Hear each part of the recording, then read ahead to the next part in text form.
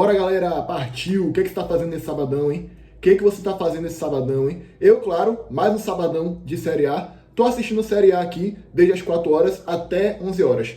Acho que eu vou assistir daqui a pouco Botafogo e Bragantino. Vai ser daqui a 10 minutos que eu tô gravando esse vídeo. Escutando a musiquinha, um funkzinho, comendo pipoca, né?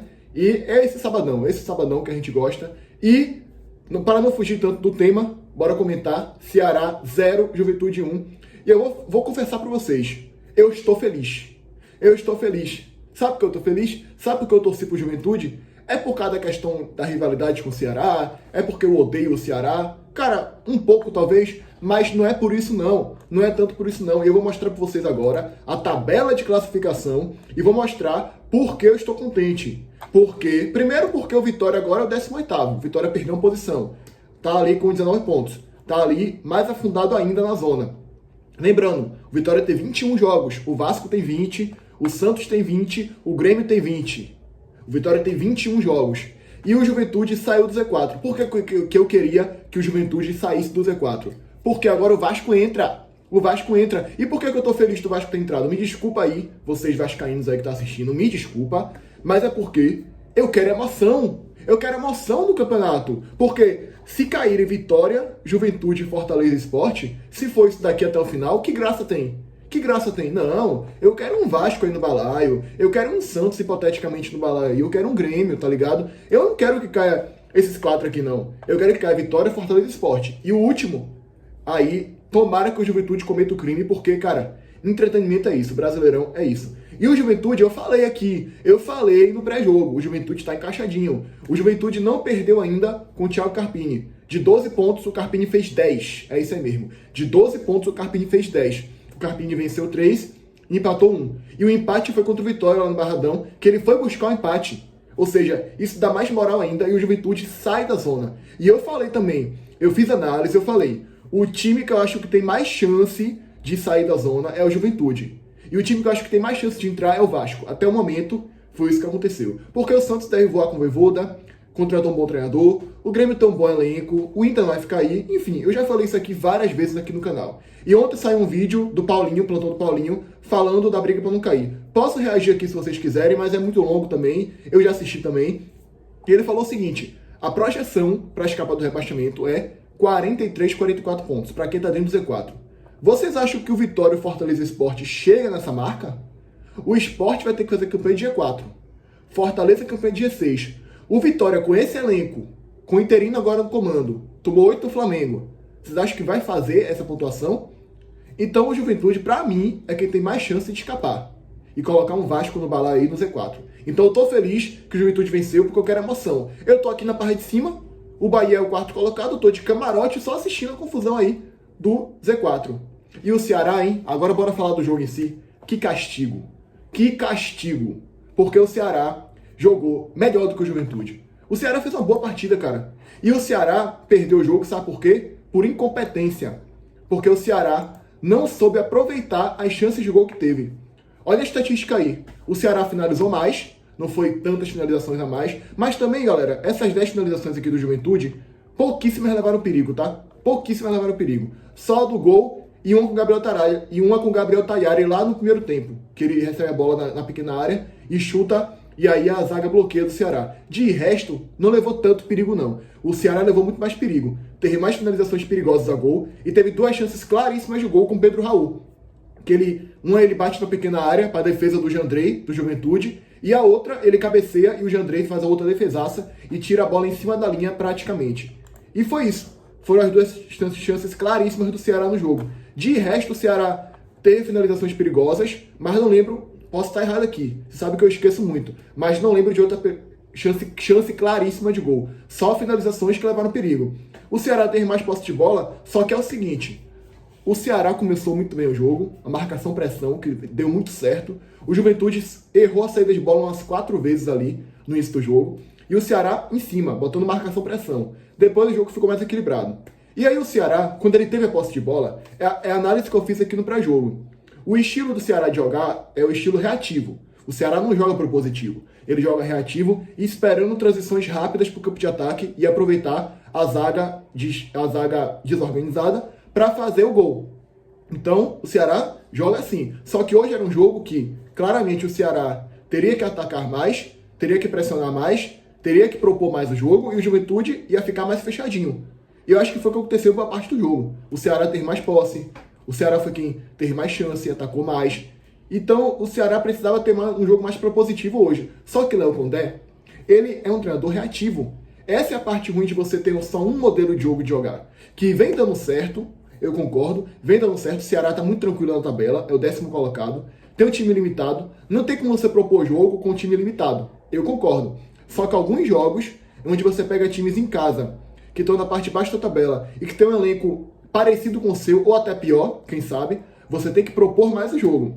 E quando o Ceará teve a posse, o Ceará teve chance mais em transições rápidas, no campo de ataque, onde pegou a defesa desprevenida, e também a maioria das chances do Ceará vieram de cruzamentos ou escanteio. Pode olhar aí, a chance que o Pedro Raul tem é a partir de um cruzamento. Ele recebe a bola, aí dribla o jogador do Juventude e bate pro gol para a boa defesa de Andrei. A outra chance claríssima que ele teve foi no cruzamento também. De cabeça, ele obrigou a defesa do Jandrei.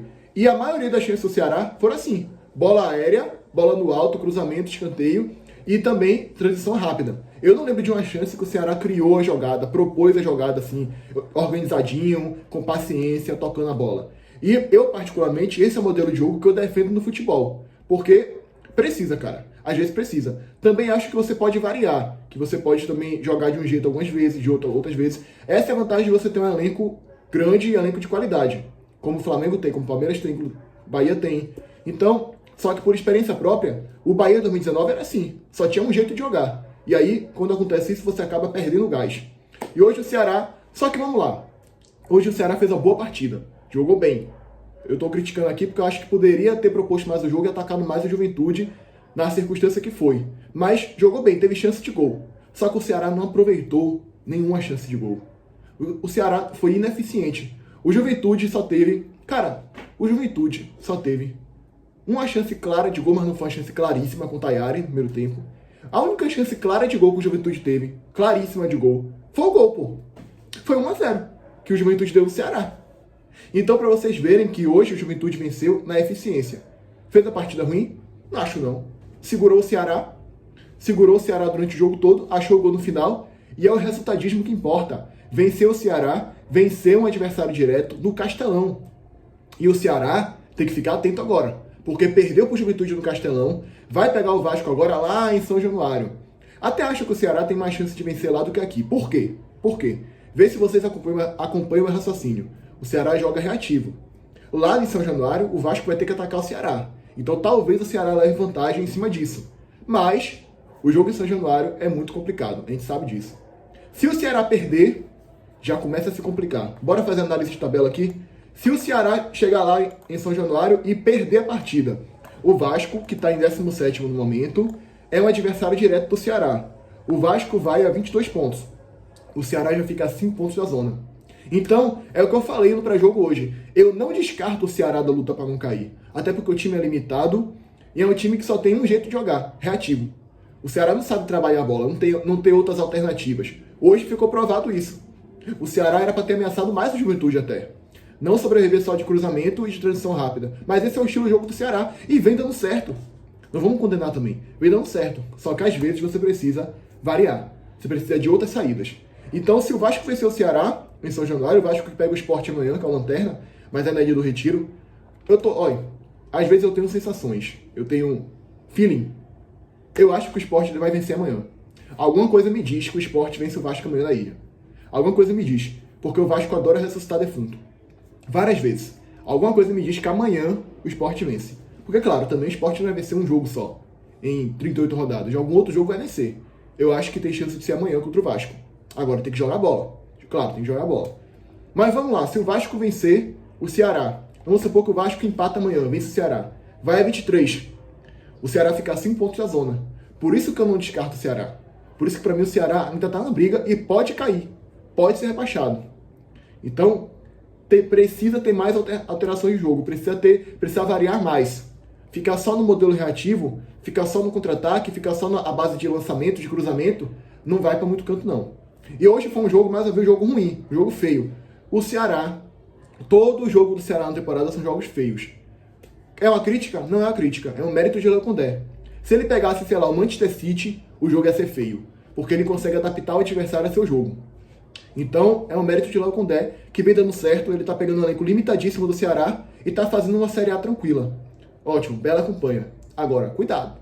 Abre o olho, porque você perdeu um jogo importante hoje contra o adversário direto, agora você tem o Vasco lá em São Januário, e bora na tabela do Ceará aqui para ver os próximos jogos, só pra gente fazer uma análise melhor aqui, porque o Ceará, depois do Vasco, vai enfrentar o Bahia no Castelão, Bahia que é complicadíssimo. O Ceará pegou o Bahia 3 vezes na temporada, perdeu as 3. Tudo bem que foi na Fonte Nova, porém, o elenco do Bahia é melhor do que o elenco do Ceará, mais investimento. Aí o Ceará pega o São Paulo no Morumbi, encaixadinho com o Crespo. Depois pega o Vitória do Barradão, aí sim, aí é um jogo factível. Eu acho que esse jogo aqui é o jogo mais factível, porque Vitória não tem um elenco de alta qualidade, tá jogando em casa, vai ter que atacar, e aí o Ceará vai poder aproveitar o contra-ataque, a transição rápida. Então esse jogo aqui é factível. Aí pega o Santos em casa, factível também de vencer. Só que, tirando esses, o Ceará tem uma sequência agora complicadíssima de 3 jogos difíceis. Vamos supor que o Ceará, vamos lá, perde do Vasco, empata com o Bahia, perde do São Paulo, vai. Eu fiz uma análise aqui de coisas que podem acontecer, que são realistas. Bora botar mais um pontinho aí. Sei lá, empata com o Vasco ou com o São Paulo. O Ceará faz 2 pontos. E aí pode se complicar na tabela, porque os times de baixo começam a vencer, e aí o Ceará pode ficar a 4 pontos da zona, 3 pontos da zona, então tem que abrir o olho. Depois tem uma sequência que o Ceará tem que aproveitar. Vitória, Santos e Sport. Mas aí eu tô me alongando demais já, aí é papo pra depois. Hoje o Ceará desperdiçou uma grande chance. Tu pega o Juventude no Castelão, tu tem que vencer. Tu tem que vencer, irmão. Não tem outra análise pra vocês fazerem, você tem que vencer. Agora é levantar a cabeça e bola pra frente. Bola pra frente, tentar vencer o Vasco lá, que eu acho que o Ceará tem chance, tem possibilidade de vencer o Vasco lá. E é isso, cara. E o Ceará hoje foi com Bruno Ferreira, Fabiano. Esse Fabiano aqui, ele errou uma jogada que quase cedeu o gol do Juventude, lá no final do jogo. Mas foi por isso aqui, foi por pouquinho, cara. Marcos Vitor, Marcos Vitor é bizarro, né? Ele foi vendido pro Bahia lá em 2022, veio pra cá pro Bahia por 4 milhões de reais. Na época a torcida do Ceará fez um escândalo, porque era uma joia da base.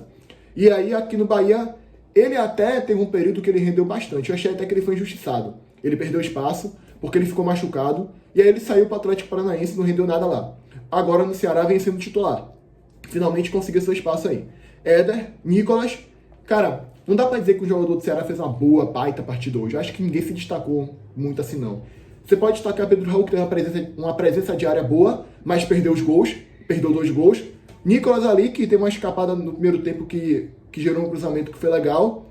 Mas, cara, um jogador se destacou assim, eu acho que não. Richardson, Diego, Lucas Mugni fez boas jogadas ali, fez uma partida decente.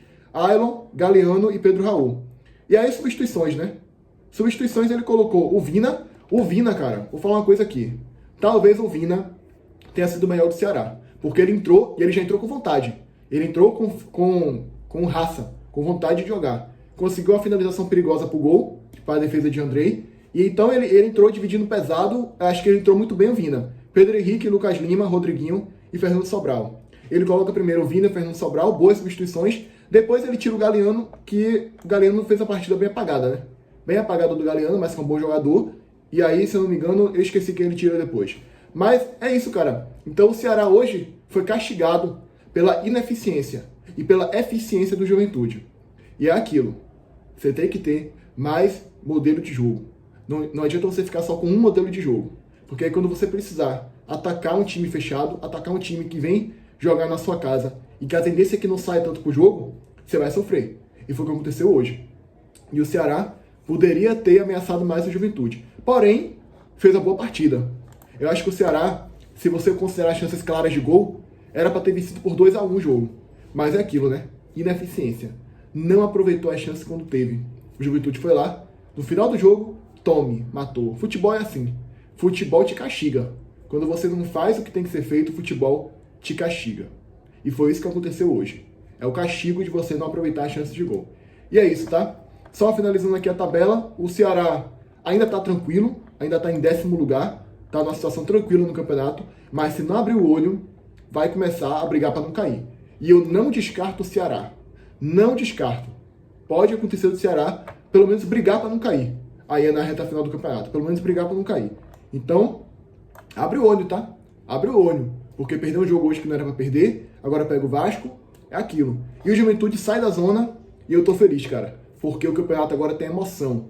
Vasco na zona, sensacional. Sensacional, tá?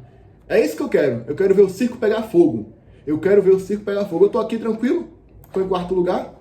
Eu quero ver o circo pegar fogo. E é isso, tá? Até o próximo vídeo. Não prometo nada, mas talvez eu faça um pós-jogo aqui de Cruzeiro e São Paulo, porque é o seguinte.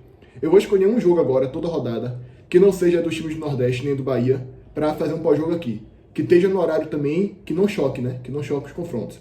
O melhor jogo da rodada é Corinthians e Palmeiras. Só que é no mesmo horário que o jogo do Bahia. Então, o segundo melhor jogo é Cruzeiro e São Paulo. Talvez eu traga um pós-jogo aqui, tá? Então fica atento aí. Se inscreve, deixa o like, comenta, compartilha. E até o próximo vídeo, beleza? Fui.